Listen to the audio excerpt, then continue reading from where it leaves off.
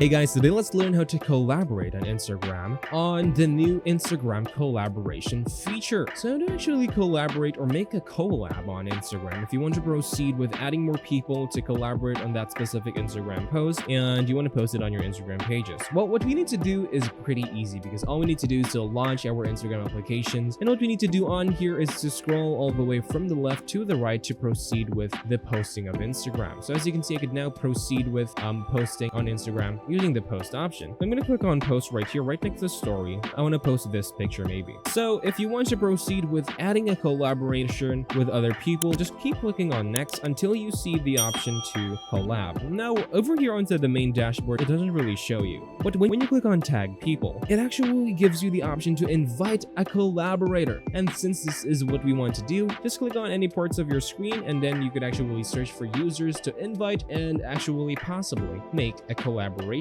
with that specific person. Just click on next and done, and basically they will notify that you have collaborated with them on this specific post. And once you're happy with that, click on done, click on share, and then you have successfully made a collaboration on Instagram onto their new feature. Thank you guys for watching this video. I'll see you guys in the next one.